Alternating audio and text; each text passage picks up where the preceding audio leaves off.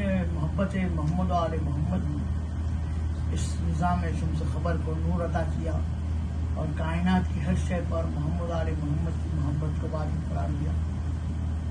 اور یہی اس واقعے آیت کا ترجمہ ہے کہ رسول کہہ دیجیے میں اجر نہیں چاہتا مگر یہ کہ میرے اقربا کی موت کیا دی جائے.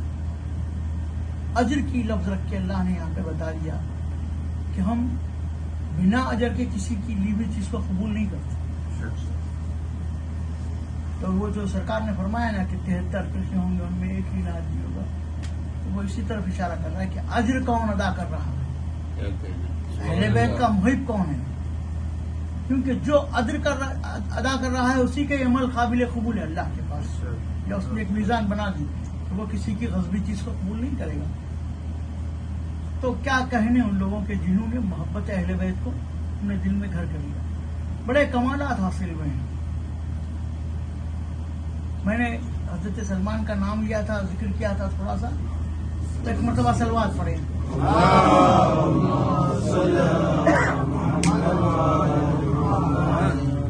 تو حضرت سلمان کا یہ وتیرہ تھا کہ وہ جو ہے حضرت سلمان کا یہ وتیرہ تھا کہ وہ مسجد نبوی میں تشریف فرما ہوتے اور جہاں کوئی غلطی کرتا ٹوک کے کہتے کہ یہ غلط ہے. اچھا صحیح بات خود بھی نہیں بتاتے، کہتے کہ ابو الحسن کو بتاؤ وہ صحیح کریں گے. جب کوئی غلطی ہوتی کسی سے تو کہتے نہیں یہاں غلطی ہو رہی ہے. تو چونکہ منا اہل البیت کی سند پائے ہوئے تھے، اور یہ سند کب ملی تھی، ایک تاریخ ہے پوری کہ ابو سفیان اور اس کے ہمنواؤں نے جمع کیا تھا ایک بہت بڑا لشکر، جس کا ذکر اللہ نے قرآن میں اس لیے کر دیا کہ کل کو مسلمان تاریخ سے ہدف نہ کر دیں، کیونکہ اس جنگ میں مولا کائنات کے فضائل تھے پورے.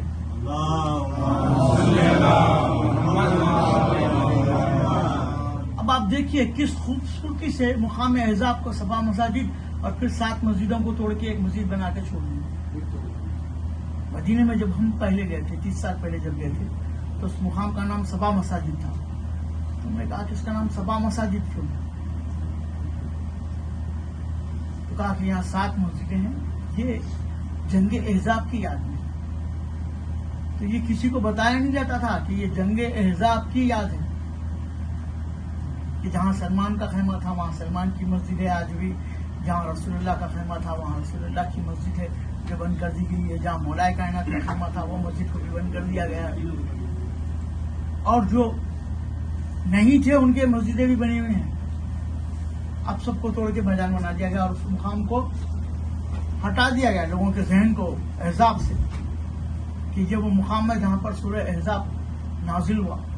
احزاب جمع ہے حزب کی، حزب کہتے ہیں جماعت کو، ایک جماعت نہیں، کفاروں کی بیشتر جماعتیں آئی تھیں، اسی لیے اس مقام کا نام مقام احزاب قرار پایا کہ وہاں پر کئی حزب ایسے، اور سب مل کے یہ سوچ رہے تھے کہ آج ہم اسلام کے نام کو مٹا دیں گے، سرکار اور ان کے چاہنے والوں کو قتل کر دیں گے، کوئی کلمہ پڑھنے والا نہیں بچے گا.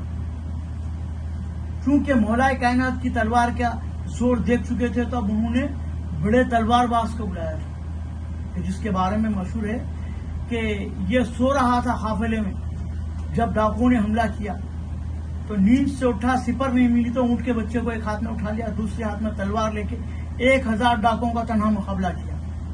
مشہور ہوا پورے عربوں میں یہ واقعہ کہ عمرو ابن عبدوت نے تنہا 1000 ڈاکوؤں کو بھگایا ہے. تب اس کا ایک دبدبہ تھا، اس کا ایک روبداری تھا، تو اس کو لایا گیا. تو جب احزاب آنے کی اطلاع ملی، چاروں طرف سے گرنے کی اطلاع ملی، تو سلمان نے کہا کہ سرکار جنگ کا ایک طریقہ ایران میں یہ ہے کہ خندق کھود دی جاتی ہے تاکہ ہر طرف سے آیا ہی نہیں، ایک راستہ چھوڑ کے باقی پوری خندق کھود دی جاتی ہے تاکہ کوئی آ نہ سکے. کیونکہ خندق کا مشورہ دیا تھا انہوں نے، تو رسول اللہ نے کہا کہ خندق کھودی جائے.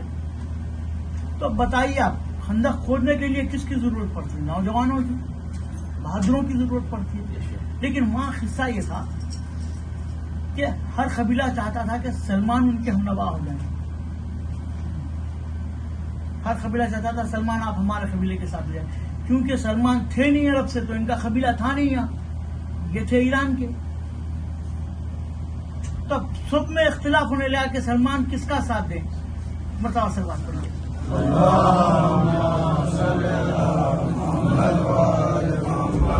کس قبیلے کا ساتھ دیں؟ مسلمان اختلاف تو ڈالنے میں ماہر تھے. اب اس بات کا اختلاف ہو رہا ہے، خندق خود نہ رکا ہوا ہے کہ سلمان کس کا ساتھ دیں. تو سرکار نے کہا کہ تم میں سے کسی کے ساتھ نہیں ہے سلمان. سلمان منا اہل البیت، سلمان ہم اہل بیت میں سے. مرتبہ بتایا سلمان کا کہ منا اہل بیت کی سند دے دی. خیر خندق کھودی گئی اور حزب پہنچا، لشکر پہنچا لڑنے کے لیے. اور جیسا کہ لوگ جو ملے ہوئے تھے انہوں نے وہ کام کیا کہ کہیں خندق کو چھوٹا چھوڑ دیا تاکہ ادھر سے آ جائے. ساتھ میں سرکار کے تھے، کام ادھر کا کر رہے تھے.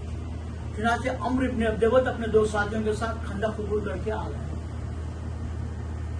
آنے کے بعد اس نے اپنی تلوار کی ڈھال دکھانے کے لیے اپنے گھوڑے کے پیر کاٹ دیے.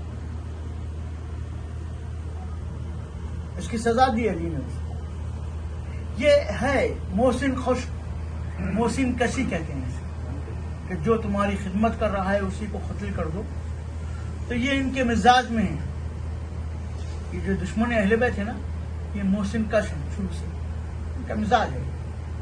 تو خیر وہ آیا اور اس نے بدتمیزی کی اور کہا کہ آؤ آج جنت میں بانٹ رہا ہوں، میرے ہاتھ قتل ہو جنت میں جاؤ، مجھے مارو غازی بنو اور جنت میں جاؤ. یعنی کھلا اسلام کی تعلیمات کا وہ مذاق اڑا رہا تھا. تو سرکار نے کہا جو اسلام کی تعلیمات کا مذاق اڑائے وہ جس کے لیے قرآن میں اللہ نے کہا کہ آپ اخلاق کی بہترین منزل پر ہیں. انہوں نے کہا کہ کون ہے جو اس کتے کے مقابلے میں جائے؟ سرکار نے عمرو کو بتایا کیا؟ کیوں؟ کیونکہ وہ حق علی پہ غصب کر حملہ کر رہا تھا. مولا سیرت میں آپ نے فرمایا تھا علی جنت اور جہنم کے تقسیم کرنے والے ہیں. تو علی کے حق پر وہ حملہ کر رہا تھا، کہہ رہا تھا کہ آج میرے ہاتھوں سے جنت جہنم. تو کہا کہ کون ہے جو اس کتے کے مقابل میں ہے؟ مولا کائنات کھڑے، ایک نہیں 3 مرتبہ کھڑے. تو اب رسالت میں آپ نے ایک جملہ دیا. دیکھیے یہ شان مولا کائنات اور شان اہل بیت ہے حق سمجھنے والوں کے لیے. ساری کتابوں میں لکھا ہوا ہے، تھوڑے الفاظ بھی بدلا گئے لیکن حق پر آنے کے لیے وہ الفاظ بدلانے کے باوجود بھی کافی ہیں حق سمجھنے کے لیے. سرکار نے کہا کہ آج کل ایمان کل کفر کے مقابل جا رہا ہے. یاروں نے ایمان کے لفظ کو نکال کے اسلام کے لفظ کو رکھ دیا. چلو ہمیں یہی تسلیم، چلو ہمیں یہی تسلیم. اب اس کے بعد ایک معیار بن گیا کہ اگر اسلام ہے تو علی کے ساتھ ہے، مقابل جو ہے وہ کفر ہے. اب اسلام جو ہے وہ کس کے ساتھ ہے؟ ایمان کس کے ساتھ ہے؟ علی کے ساتھ. اب مقابل جو ہے وہ کفر ہے. تو یہ چونکہ یہاں پر علی کے ایمان کا ذکر ہے، علی کے کل ایمان ہونے کا ذکر ہے، تو اس مقام کا نام بدلا دیا گیا، حزاب کا نام تبدیل کر دیا گیا. مقام حزاب کا صفا مساجد رکھا گیا، وہ صفا مساجد بھی بند کر دی. تمہارے چھپانے سے کیا ہوتا ہے؟ اللہ جس کی فضیلت کو ظاہر کرنا چاہتا ہے ظاہر کر کے رہتا ہے. اس کے ارادے پہ کوئی ارادہ غالب نہیں آ سکتا. یہ ہے کہ اس نے چاہا کہ علی کا ذکر ہو تو علی کا ذکر ہوگا. اس نے چاہا کہ حسین کا غم منائیں تو حسین کا غم منائیں گے، چاہے کچھ ہو جائے. جیسا کہ اس نے چاہا کہ موسیٰ پرورش پائیں گے تو وہ فرعون جس نے یہ بیڑا اٹھایا تھا کہ موسیٰ کو دنیا میں آنے نہیں دے گا، اسی نے پھر موسیٰ کو پالا. اللہ بھی اسی سے لیتا وہ کام. کہتا ہے کہ میں ہوں علی کل شیء قدیر، میرے مقابل کوئی آ ہی نہیں سکتا. اس کے ارادے کے جو مصداق تھے، جو ظاہر کرتے تھے اس کا ارادہ، وہ تھے محمد علیہ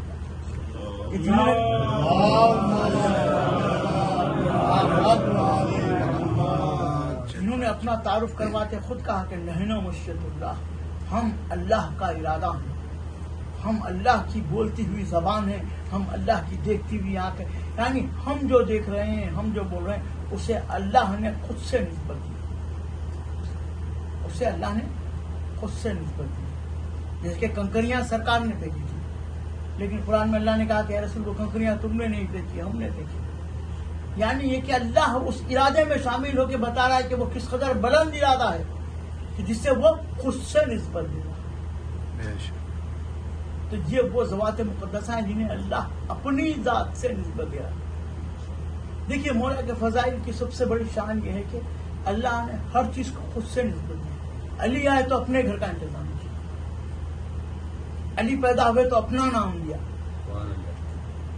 اور پھر اس شان سے رسالت میں آپ نے ایک لفظ میں کہہ دیا کہ علی حق کے ساتھ ہے اور حق علی کے ساتھ ہے. یہ ارشاد ساری کتابوں میں موجود ہے, صحاح ستہ میں بھی موجود ہے, غیار کے پاس بھی موجود ہے, لیکن اس کا ذکر نہیں کیا جاتا, کیونکہ اگر یہ پڑھ دیا جائے گا تو پھر جو علی کے مقابلہ ہیں ان کے چہرے کے نقاب کر دیں گے. اگر یہ بتا دیا جائے کہ رسالت میں آپ نے فرمایا کہ علی حق کے ساتھ ہے اور حق علی کے ساتھ ہے, تو پھر جتنے علی کے مقابلہ ہے وہ باطل ہیں. تو باطل کا جواب, تو اس پر حق پر پردہ ڈال دیا گیا کہ اس حدیث کو بیان ہی نہ کیا گیا. دیکھیے اللہ نے اپنے معیار کے ساتھ علی کو پیش کیا. ایک اللہ مولا غدیر میں رسالت میں فرمائے, دوسرے میں مولا, تیسرے یہ علی مولا. اسی طرح سے اللہ ولی, اس کا رسول ولی, اور مولا کائنات کو کہا کہ علی ولی, یعنی ولایت کے مصداق.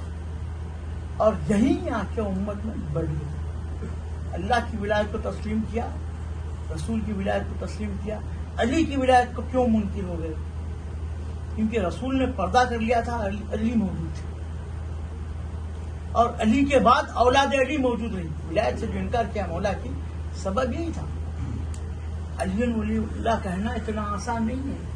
اس کو نہ کہیں, اس سے رکنے کے لیے لوگوں نے رسول کا جنازہ چھوڑ دیا.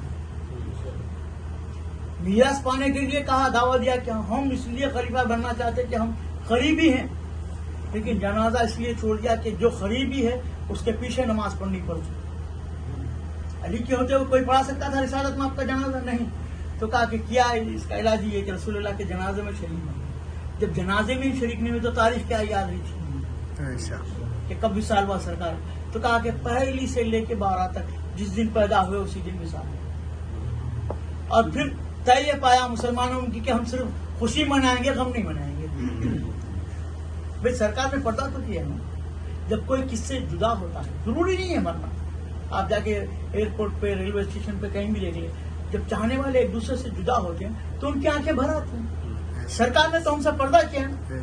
یہ سچ ہے کہ سرکار زندہ ہے, لیکن ظاہری طور پہ تو پردہ کیا ہے, تو اس کا افسوس تو ہونا ہے. لیکن مسلمانوں نے کہا کہ نہیں, ہم ہمارے پاس قریب نہ ہیں, ہم خالی خوشی کے ہیں, ہم میٹھا کھانے والے ہیں بس.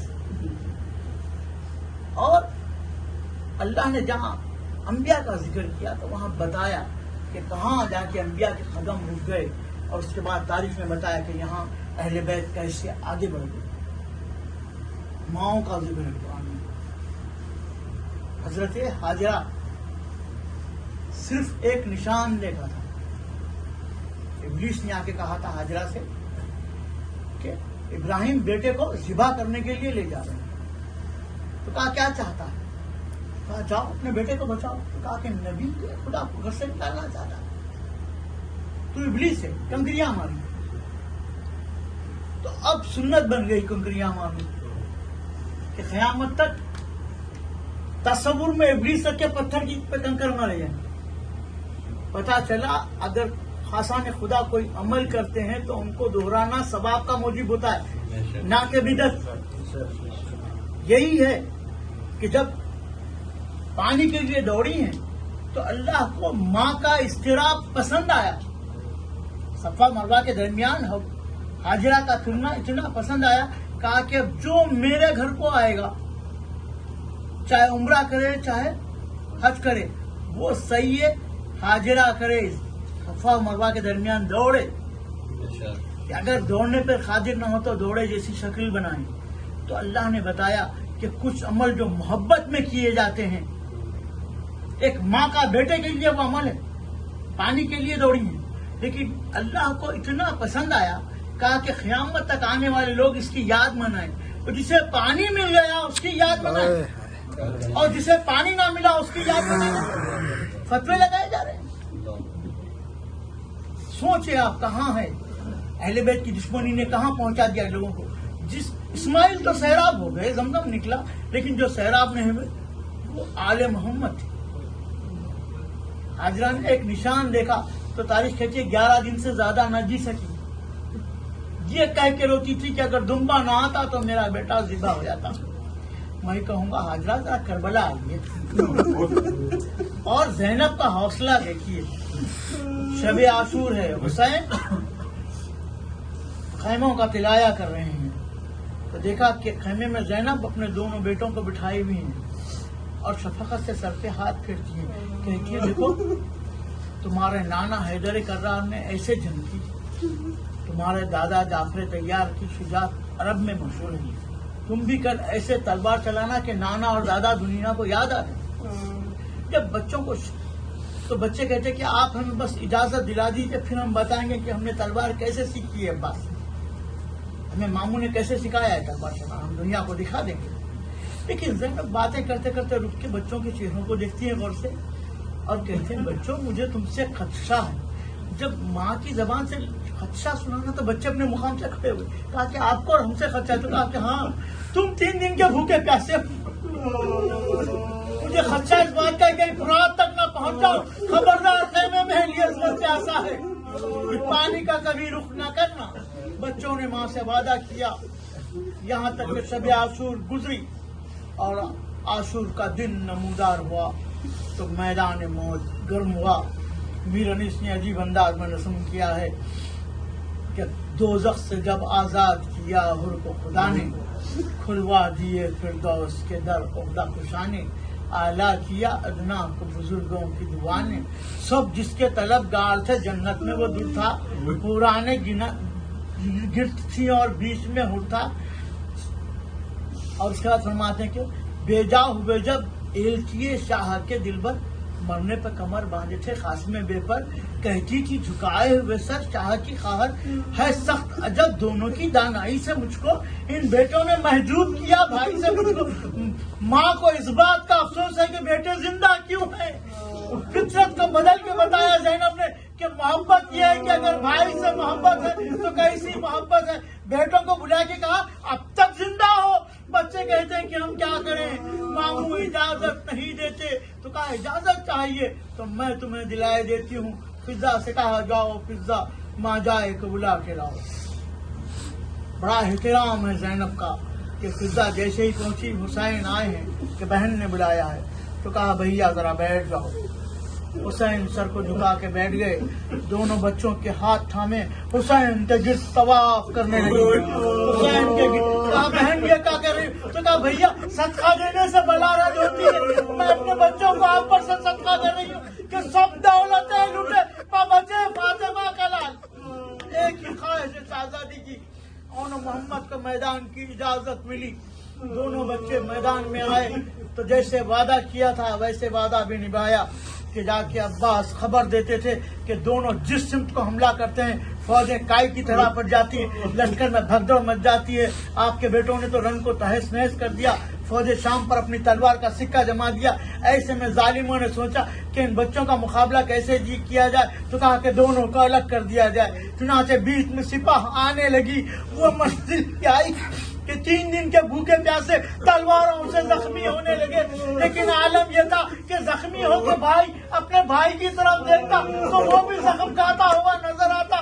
دونوں بھائی کی یہ مصیبت ہے کہ ایک دوسرے کو زخمی ہوتے ہوئے بھی دیکھ رہے تھے، خود بھی زخمی ہو رہے تھے۔ وہ وقت بھی آیا کہ پشت فرس پر سنبھل نہ سکے، گھوڑے سے زمین پر آنے لگے تو حسین کو سلام پہنچایا کہ ماموں ہمارا سلام قبول کیجئے۔ عباس اور حسین پہنچے ہیں، یہاں صبر عباس ہے، صبر حسین ہے۔ ہمارے سامنے کوئی تماچا بچے کو لگا دے تو برداشت نہیں ہوتا، لیکن عباس دیکھ رہے ہیں کہ گودی کے پالے تیغوں سے چور چور ہے۔ صبر کی منزل ہے عباس کی کہ حسین سے اس نے جہاد نہیں ملتا۔ دونوں نے ایک ایک بچے کو اٹھایا تو دم توڑتے ہوئے بچوں نے ایک سوال کیا کہ ہمارے رخ کس سمت کو ہیں، تو حسین نے کہا کہ تمہارے رخ خیام کی طرف ہیں، تو کہا کہ ماں سے وعدہ کیا ہے جا کے بتلا دینا کہ جب ہم گھوڑے سے گرے تھے تب بھی ہم نے فرات کا رخ نہیں کیا تھا۔ یہ کہہ کے بچوں نے دم توڑ دیا۔ عباس کے ہاتھوں پہ ایک لاشا ہے، حسین کے ہاتھوں پہ ایک لاشا ہے۔ सब जानते हैं कि अब्बास हुसैन का कितना एहतराम करते हैं, कि हुसैन के पीछे चलते हैं, एक दो कदम पीछे अब्बास हैं, हुसैन आगे हैं। लेकिन जैसे जैसे खैमा करीब आने लगा, इमाम के कदम रुकने लगे। एक मरतबा अब्बास ने कहा, आका गुलाम पीछे है। तो कहा, अब्बास मैं जब कभी ज़ैनब के पास जाता तो कोई ना कोई तोहफा लेके जाता, दरवाजे पर माँ ठहरी है, कैसे उसके बेटे का लाता लेके उसके सामने चले जाऊं। अब्बास तुम सामने आ जाओ। लाशों को शहीदी सफे मातम पे जो लाए, डूबे हुए खून में दो चांद नजर आए। ज़ैनब ने न फरियाद की ने अश्क बहाए, बैठी रही सर जानुए अक़दस पर झुकाए। दुनिया की तारीख का वो वाहिद सजदा है शहजादी का, जिसने बताया कि सब्र किसे कहते हैं। लाशों के दरमियान मुसल्ला बिछा के सजदाए माबूद में जब इनको रख के कहा कि 12 लाख तेरा लाख लाख शुक्र है कि तूने आले मोहम्मद की कुर्बानी को कबूल किया। माँ थी लेकिन आंसुओं को पी गई। बस ज़ैनब और मोहम्मद के लाशों पर आंसू नहीं बहाए। यहाँ तक कि जब 11वीं मुहर्रम आई तो हर बीबी अपने वारिस से कह रही थी कि हमारे सर पर चादर होती तो तुम्हारे लाशे पर डाल देते। लेकिन ज़ैनब का अंदाज अलग था। ज़ैनब हुसैन के माए थी ठहरी भी कह रही थी कि भैया ज़ैनब गरीब हो गई है, भैया ज़ैनब को माफ कर दो। अगर सर पर इदा होती तो आपके लाशे पर डाल देती। और मोहम्मद की लाशों की सिफ्त नहीं देखा, यहाँ तक कि जिंदान में कैद हो गए। और मोहम्मद को याद करके गिरिया न किया। जब रोया तो कभी अब्बास पर गिरिया किया, कभी हुसैन पर गिरिया किया, कभी अली अकबर पर आंसू बहाए, अपने बेटों का नाम ना लिया। यहाँ तक कि जुल्म आजिज आ गया, रिहाई का हुक्म मिला, खता का ऐलान करना था, मकसद को बयान करना था। तो कहा कि औरतों में बात तेजी से फैलती है, लिहाजा मैं मजलिस करूंगी। यजीद से कह के मकान खाली कराया, लेकिन फर्श नहीं मंगाया। ज़ैनब की निगाह क़यामत तक थी कि कोई गरीब कल ये ना सोचे कि मेरे पास फर्श नहीं है, तो फर्श खाक पर बैठ जाना और ज़हरा के लाल को याद करना कि ये ज़ैनब की सुन्नत है कि फर्श खाक पर बैठ के करबला के प्यासों पर आंसू बहाए जाए। चुनांचे ज़नाने शाम पहुंची तो शाम वालों में ये बात मशहूर थी कि बनी हाशिम बड़े दौलतमंद हैं, तो वो भी अपनी इमारत का इजहार करती हुई, अपना दौलत का इजहार करती हुई, गर्क बर्क लिबास पहनी हुई जेवरात से आरास्ता करके आई।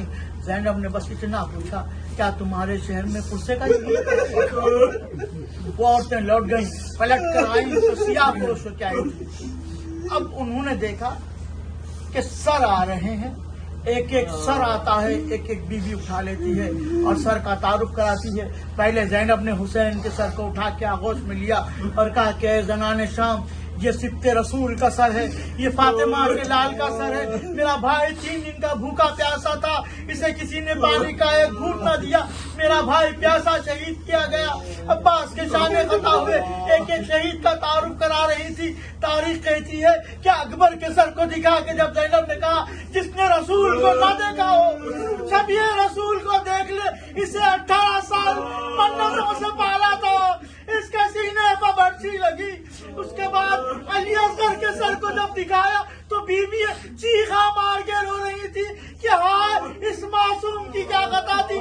तो ज़ैनब ने कहा कि प्यास का इजहार किया था, सूखे हुए होठों पर जबान फेरी थी तो तीरथ से ज़बान का निशाना हुए।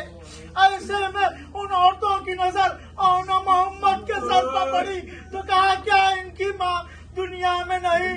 तो फिजा ने टोक के कहा, खबरदार ऐसे न कहना, ये ज़ैनब के लाल औना मोहम्मद है। इनकी माँ अगर रोती है तो हुसैन पर रोती है।